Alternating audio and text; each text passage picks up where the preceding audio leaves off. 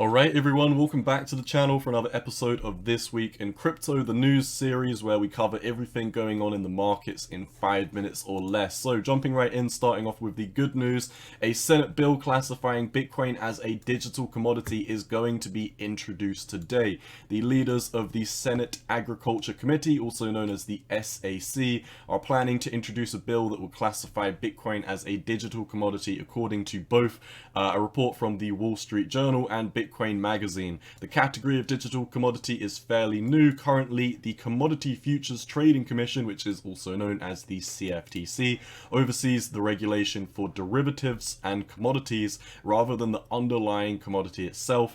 This bill will seek to empower the CFTC to regulate spot markets for digital commodities, which means the regulator would be given the ability to regulate the underlying asset itself. The bill will also exclude securities from simultaneously being labeled as a digital commodity. Therefore, any and all cryptocurrencies labeled as a security. For example, right now, SEC is going after Binance, Solana, Ethereum, a few others.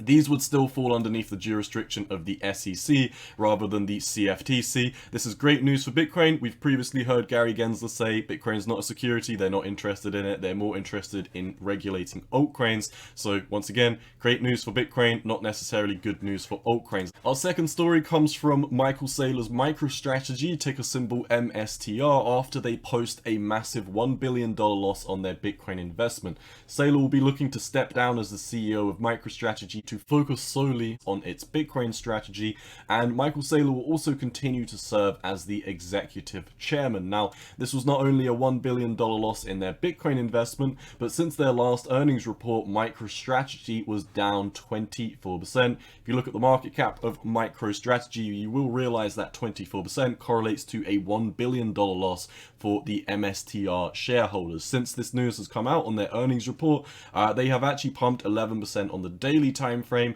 but we'll see how this one plays out. Moving on to the dollar. The dollar has been very strong against the yen as the Fed officials once again hint that more rate hikes are coming. It is not only the dollar against the yen, but the DXY, which is the dollar against a basket of other currencies, is looking very well. On the monthly time frame and the weekly time frame, we have bounced from our parabolic uptrend, while on the daily time frame you can see that we flipped previous resistance as support, at least in the immediate short term. So definitely looking good for the dollar. Let's head on to the Nancy Pelosi news. In other news, China's been imposing trade restrictions on Taiwan and even sending military jets and military excursions off the borders of Taiwan. With this, Congress and Nancy Pelosi has decided to go and visit Taiwan to quote-unquote show that they will not abandon their commitment to the self-governing island. If you didn't already know, Taiwan is a self-governing democracy, and China looks to encapsulate that within their economy. Now, China's not been too happy with this visit, with Chinese state-owned media openly calling the trip an invitation to war. Since this has happened, military drills encircling Taiwan have been announced, and they are going to be starting today. You can see these are the regions in which, outside the border of Taiwan, these military drills are going to be taking place, and China has already started firing missiles in the largest ever drills recorded off the waters of Taiwan. Since Pelosi has left Taiwan, the stock market has started to ease, and the SPY setting up, Nasdaq setting up, other tech stocks, and even if you look at the crypto markets, they are starting to have a slight relief rally as all of these tensions do ease. Now, moving on.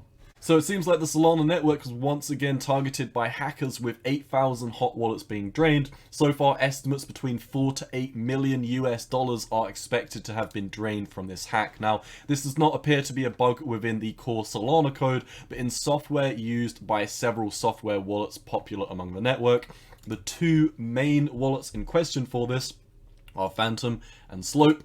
Phantom has basically said, yes, some of their wallets have been compromised, but they believe these complications lie from imported accounts from Slope Finance. And Slope Finance has released a statement on this, basically saying what we already know. Hey, a cohort of Slope wallets were compromised in the breach. We have some hypothesis as to the nature of the breach, but nothing is yet firm. So I'll be keeping you up to date on this as more develops. But now let's talk about some of the smaller stories that didn't constitute an entire segment. Starting off with the CPI, on August the 10th, or in 6 days, we're going to have our next US CPI coming in. Is it going to be positive? Is it going to be negative? I'll be letting you know the results of this first over on Twitter before I do make a video for this. Moving on, Lido stETH, also known as ticker symbol stETH, has depegged from Ethereum. Now at this moment in time, it started to slowly try and move back to its peg.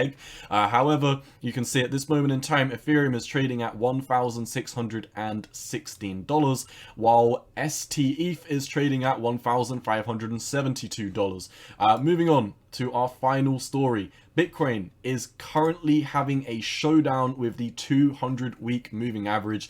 We've yet to have a confirmed bounce with volume. You know, there's not a lot of volume coming into this market structure. Either way, we're at a decision point. We're still literally battling on this line just like we have been doing for the past couple of days. That's all I've got for you for the news today, my friends. I'll be keeping you up to date. I will probably make this a weekly series where I do post the news once a week over on my channel. A lot of the news stories that I posted today hit my Twitter a day or so before I did post them over here. So if you do want this information, these news in a more time-sensitive fashion, then be sure to head over to my Twitter at 618_cowboy. Hope you all enjoyed the video today, and as always, my friends, cowboy out.